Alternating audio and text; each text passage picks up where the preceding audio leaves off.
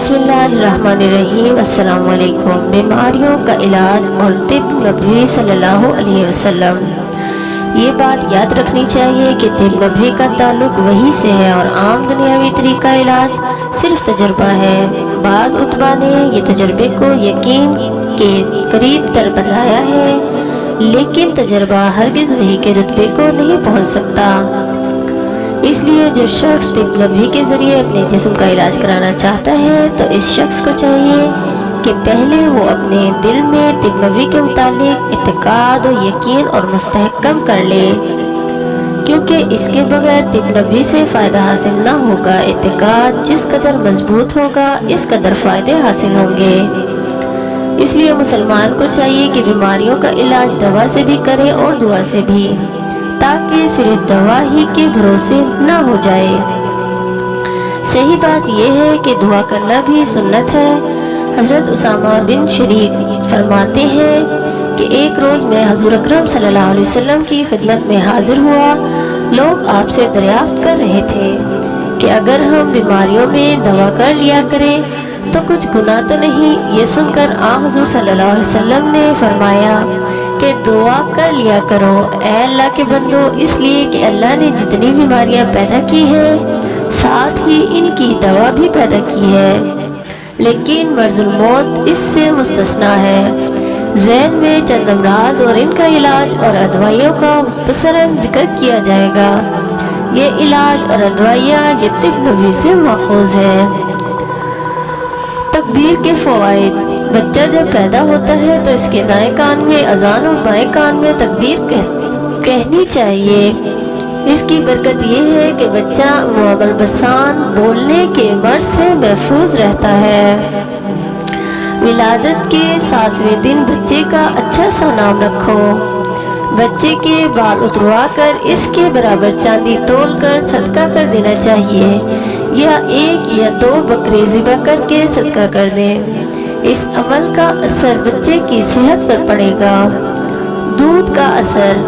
अपने बच्चे को अहमक और फाहश औरतों से दूध न पिलवाओ, क्योंकि दूध का असर बच्चे के जिस्म पर और अखलाक पर असर अंदाज होता है।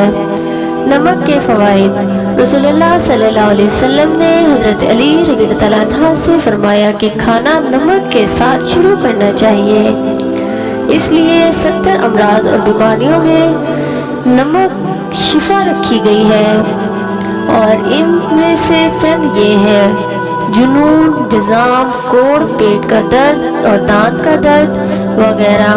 बदहज़मी का इलाज।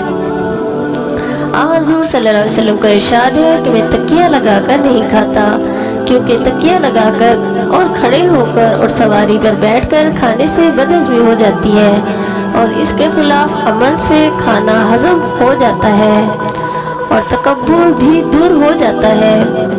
हाजमा।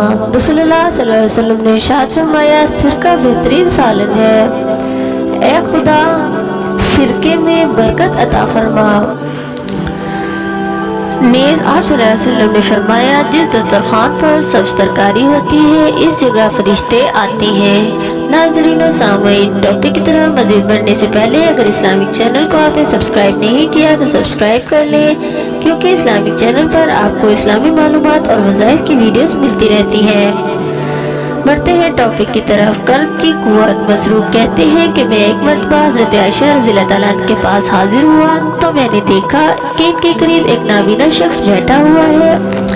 हज़रत आयशा तरनज बड़ा लीमू या चकोतरा टुकड़ा शहद में लगाकर इसे खिला रही हैं। मैंने अर्ज़ किया, उम्मुल मोमिनीन ये कौन है? फरमाया, ये वो शख्स है जिसकी वजह से अल्लाह ताला ने अपने नबी पर गुस्सा किया था। इस वाक़े से मुताल्लिक शारिहीन ने लिखा है कि तरनज शहद के साथ निहार खाना दिल और दिमाग के लिए बहुत मुफीद है। हाजमे का इलाज। हुज़ूर सल्लल्लाहु अलैहि वसल्लम ने फरमाया, गोश्त को छुरी या चाकू से काट कर न खाया करो, बल्कि गोश्त को दांतों से काट कर खाना चाहिए, इसलिए कि बदहज़मी से बचाव करता है और दांतों से खाने में हाजमा जल्द हो जाता है। दांत की तकलीफ। हुज़ूर सल्लल्लाहु अलैहि वसल्लम ने फरमाया कि हस्बुल्लास की और खुशबू वाली लकड़ी से खलाल ना किया करो, क्योंकि میں یہ بات پسند نہیں کرتا کہ جزا لاحق ہو جائے۔ حلال کے لیے سب سے بہتر وہ لکڑی ہے جو تلخ ہوتی ہے۔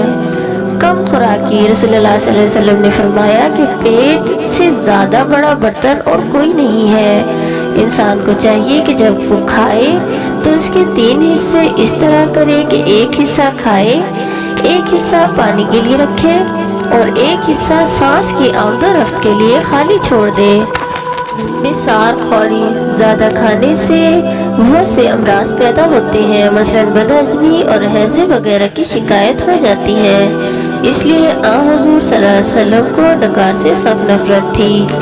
آپ صلی اللہ علیہ وسلم فرماتے تھے کہ اتنا زیادہ کیوں کھاتے ہو؟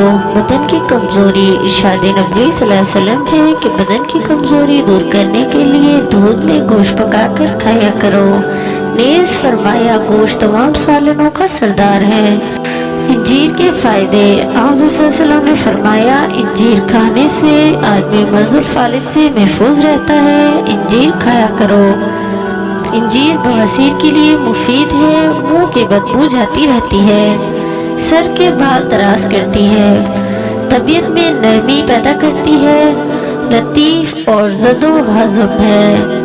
زیتون کے فوائدے۔ صلی اللہ علیہ وسلم نے فرمایا زیتون کھایا کرو اور اس کے تیل کی مالش کیا کرو۔ اس لیے جو شخص روغن زیتون کی مالش کرتا ہے اس کے پاس 40 روز تک شیطان نہیں آتا۔ کھجور کے فائدے۔ حدیث نبوی صلی اللہ علیہ وسلم ہے کہ کھجور کھایا کرو۔ کھجور میں سب سے بہتر برنی کھجور ہے کیونکہ یہ پیٹ کی بیماری کو نکالتی ہے اور کھجور میں کوئی بیماری نہیں ہے۔ کدو کے فوائد۔ حضور صلی اللہ علیہ وسلم نے فرمایا اے لوگو کدو زیادہ کھایا کرو کیونکہ یہ دماغ کی قوت کو بڑھاتا ہے۔ شوربے میں روٹی بھگونے کو سرت کہا جاتا ہے۔ یہ کھانے قلب اور دماغ کو فوقیت دیتا ہے اور زرد و ہضم ہوتا ہے۔ انار کے فوائد۔ ایک حدیث نبی صلی اللہ علیہ وسلم ہے کہ ہر انار میں ایک قطرہ جنت کے پانی کا ضرور ہوتا ہے۔ سبحان اللہ۔ انار خون صاف کرتا ہے، معدے کی اصلاح کرتا ہے، نرم طبیعت کرتا ہے، جگر میں قوت پیدا کرتا ہے، رنگ نکھارتا ہے، دماغ کی طرف بخارات کو چڑھنے سے روکتا ہے۔ انگور کے فائدے۔ رسول اللہ صلی اللہ علیہ وسلم پھلوں میں انگور کو بہت پسند فرماتے تھے۔ حکمت یہ ہے کہ انگور خون صاف کرتا ہے، بدن کو فربا کرتا ہے۔ اس مقام پر تمام حکمہ عاجز ہیں کیونکہ اس کا تعلق وحی سے ہے۔ بعض حدیث میں ہے کہ جو شخص مدینے کے 7 کھجوریں نہار منہ کھایا کرے تو اس کو زہر اور جادو کا کبھی اثر نہیں ہوگا۔ تو ویورز یہ تھی ہماری آج کی ویڈیو، امید کرتے ہیں آپ کو اچھی لگی ہوگی۔ اگر اچھی لگی تو لائک اور شیئر ضرور کریے گا تاکہ ہمارے لیے صدقہ جاریہ بن جائے۔ چینل پر نہیں ہے تو سبسکرائب کر لیں تاکہ تمام نئے آنے والے انفارمیٹیو ویڈیو کا نوٹیفیکیشن آپ کو مل جائے۔ ملتے ہیں اسی طرح کے نیکسٹ ویڈیو میں۔ اللہ حافظ۔